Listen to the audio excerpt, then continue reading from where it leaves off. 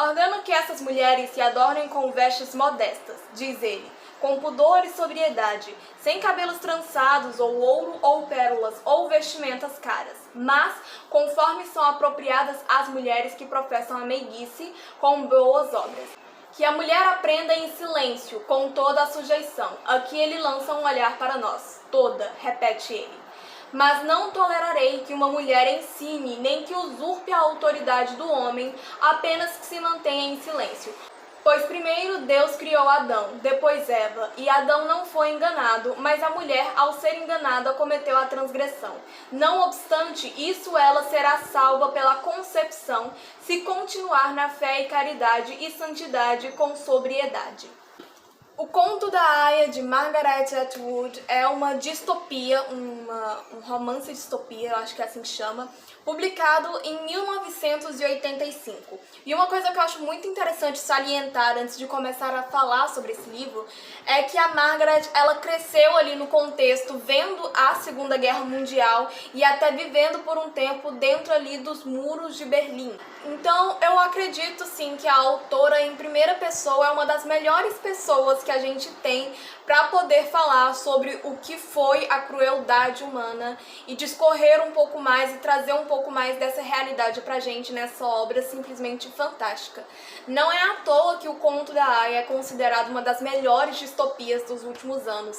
Assim, é algo simplesmente doloroso, é uma leitura pesada, é uma leitura densa e é uma leitura que você não consegue fazer assim, rapidamente, sabe? Você precisa ter um tempo para processar. Do que vai falar o Conto da Aia e o que é uma aia, né? O Conto da Aia vai contar sobre uma realidade onde os Estados Unidos se tornou um governo teocrático e totalitário após um incidente químico ou um incidente biológico, eu não me recordo exatamente, mas aconteceu alguma coisa e fez com que grande parte da população ficasse infértil, isso mais sobre as mulheres. E aí com isso teve um golpe ali, que ficou até conhecido como o Dia do Massacre do Presidente, se eu não estou enganada, eu sou péssima com nomes. E aí, após essa tomada de governo, foi instituída ali a República de Gilead, que é onde vai se passar a história. A nossa aia principal, né, ela é chamada de Offred, e é importante ressaltar que Offred obviamente não é o nome real dela, mas sim um pseudônimo que quer dizer basicamente de tal pessoa. Assim, cada aia meio que pertence a um comandante. No caso da nossa protagonista Offred, o off vem do inglês que significa de, é aquela estruturazinha de posse, e a última parte vem de Fred, né? Então é o nome do comandante dela. Então, Offred, basicamente, querem dizer que ela é do Fred. E aí, a cada vez que a aia vai mudando de comandante, ela vai trocando de nome com base no nome do seu comandante e por aí vai.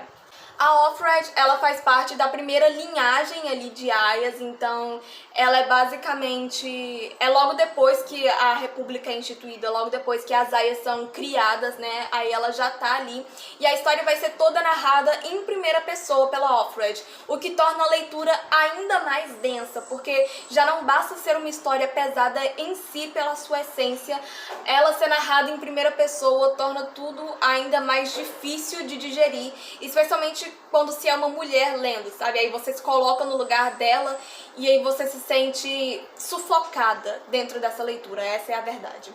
Mas enfim, a história ela vai narrar ali os dias da Offred com ali na casa do seu comandante. E aí como é que funciona? O que é uma aia? A aia as aias, né, basicamente são as mulheres férteis que sobraram. E aí elas são levadas a um centro, né, chamado Centro Vermelho, que é onde elas vão sofrer uma espécie de lavagem cerebral. Como assim uma lavagem cerebral? Lá elas são completamente despidas de qualquer noção de liberdade ou de qualquer noção de ser próprio. Mas como assim? Lá elas são forçadas a pegarem os seus traumas e se responsabilizarem por eles. Então, por exemplo, tem uma personagem aqui que ela foi vítima de um estupro coletivo na adolescência, e aí na cena em questão ela é posta à frente da sala, se eu não me engano na série ela é posta no meio de um círculo, mas na história real ela é posta na frente da sala, E aí ela fala sobre aquilo, e enquanto ela vai relatando o seu trauma ali, todas as aias que estão ali com ela têm que ficar repetindo: foi sua culpa, você os induziu, e por aí vai, fazendo assim a menina acreditar que a culpa dela ter sido vítima do abuso era dela mesma, quando na verdade a gente sabe que não era. Além de serem despidas e obrigadas a serem responsabilizadas pelos seus próprios traumas e medos, elas ainda são forçadas a acreditar na ideologia de que elas nada mais servem do que apenas para procriar. Quem comanda o Centro Vermelho e quem é responsável pela reeducação das aias são as chamadas tias. E quem são as tias? São as únicas mulheres ou as poucas mulheres que ainda têm um mínimo de poder dentro da República de Gilead. E isso traz uma contradição muito grande na história, porque ao mesmo tempo que você acredita que o conto da Aya vai ser uma história sobre feminismo, empoderamento e sororidade, você descobre que existem personagens femininas muito más e de caráter muito duvidoso dentro dessa história e que agem contra outras mulheres, né? No caso, as aias. E dentre essas mulheres a gente pode citar as esposas dos comandantes e as próprias tias, que são as responsáveis ali pela lavagem cerebral, e as esposas vão ser as responsáveis pela educação e pela punição da aia caso ela faça alguma coisa de errado. Por se tratar ali de um governo teocrático, você pode vir a pensar que esse livro vai ser um livro em tese contra a religião, né? Que ele vai vir ali, vai pregar, ai, religião é uma coisa ruim e tudo mais, mas não. Aqui no final desse livro, eu não sei se é a questão da edição, tá? Eu não sei se é essa edição que tem isso ou se são todas as edições, eu não posso afirmar com certeza. Mas aqui no final, no prefácio, a gente tem a fala da própria autora sobre a obra. E aí ela responde que uma das perguntas que ela mais recebe sobre o conto da Aya é justamente essa: se o conto da Aya é um livro contra a religião. E ela fala que não é um livro contra a religião, mas é um livro para mostrar que você usar a sua religião para impor alguma coisa, para impor regras sobre a vida de outras pessoas, ou até para basear o seu modelo ali de governo, né, criar ali as questões das normas sociais, é algo extremamente maléfico para a humanidade em geral, porque dessa forma você vai estar impondo as suas crenças sobre outras pessoas e as impedindo de serem livres e terem opinião própria e até de serem donas do próprio corpo. Outra pergunta que ela recebe bastante é justamente aquela que eu citei, né, de que se o conto da Aya é um livro feminista. Ela fala que não é um livro feminista por trazer personagens femininas super fortes e tudo mais, mas seria um livro feminista, né, você pode considerar um livro feminista se a sua concepção de feminismo for mostrar que mulheres são pessoas reais, que têm suas importâncias dentro da história e dentro da sociedade como um todo, e que por serem seres humanos como qualquer outro, tem também seus desvios de caráter e suas falhas. Então, se essa for a sua concepção de feminismo, que é entender a mulher como um ser real, então sim, este é um livro feminista. Mas se a sua concepção de feminismo for aquela ideia super ilusória de que as mulheres são maravilhosas e perfeitas e que por isso elas devem ser o centro do mundo, então não é um livro feminista. A princípio eu tinha gravado esse vídeo logo após finalizar a leitura de O Conto da Aya, mas a minha fala naquele vídeo não ficou tão clara e eu queria passar um pouco mais sobre o que é o livro. Eu espero ter conseguido fazer isso agora. Mas agora falando um pouco mais da minha opinião pessoal quanto à história, eu demorei cerca de um mês, eu demorei exatamente um mês para ler esse livro. Eu já tenho um ritmo de leitura mais lento, mas essa foi uma leitura especialmente difícil de ser feita, porque, como eu disse, é uma leitura extremamente pesada. E eu acho que ela pesa mais ainda para as mulheres e até quando ela é narrada em primeira pessoa. É uma visão minha, enfim, eu posso estar completamente equivocada sobre isso. Mas eu senti muita dor e muito pesar lendo esse livro. Eu lembro que quando eu comecei a ler ele, em alguns momentos eu tive que literalmente parar, fechar o livro e respirar fundo para não começar a chorar e aí acabar danificando uma página. Porque eu até comentei lá no meu Instagram que esse foi um dos primeiros livros que quase me fez chorar. Eu sou uma pessoa muito difícil de chorar, muito difícil mesmo. E essa foi a primeira vez que eu realmente quase cheguei a chorar lendo um livro. E eu não esperava isso, eu já esperava que o conto da Aya fosse ser uma história pesada e que eu fosse ter uma certa dificuldade de digerir a história e de ler ela como um todo, mas eu não esperava que fosse tanto, sabe?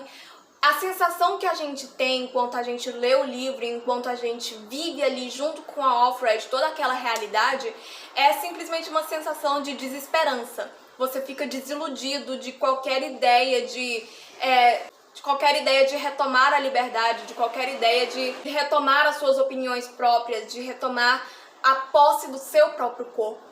Uma parte da história que me marcou muito é um momento logo do começo que a Offred, ela basicamente fala assim, que ela não quer pensar muito, porque nos dias de hoje até os pensamentos eles devem ser limitados e ela quer durar, então por isso ela não vai pensar muito.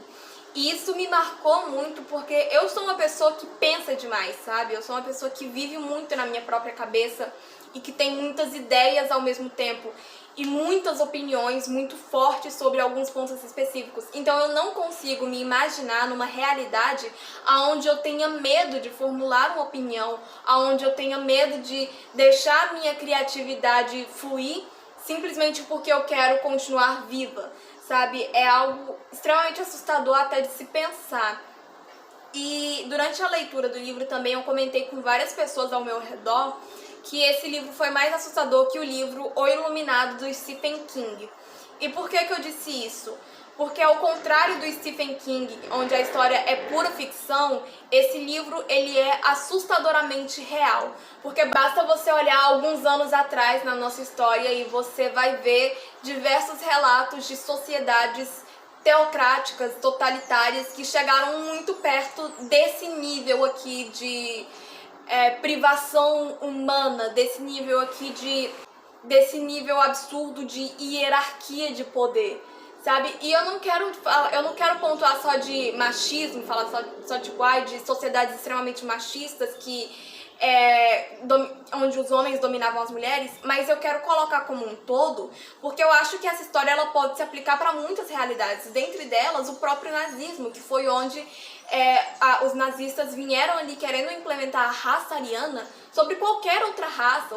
Os judeus sofreram muito nas mãos de Hitler, então eu acho que se a gente olhar para nossa história e ler esse livro, ele fica ainda mais assustador, porque na minha concepção ele é um assustador reflexo do passado. Eu acho que eu não tenho muito mais a falar, eu acho que eu consegui passar muito bem o que é a história. Eu espero que eu tenha conseguido despertar o seu interesse para ler o conto da Aya. Eu acho que é um livro extremamente necessário para a sociedade como um todo, para nos enriquecer enquanto pessoas, nos enriquecer enquanto sociedade política, para que a gente possa expandir a nossa mente e para que a gente possa ver o quão importante é a democracia e o quão importante é a gente se ligar em questão política, sabe? Abrir o olho e tomar muito cuidado na hora de votar e essas coisas.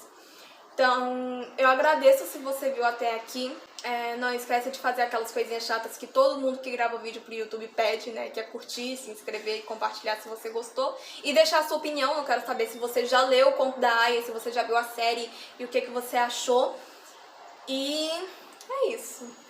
Um beijo, tchau.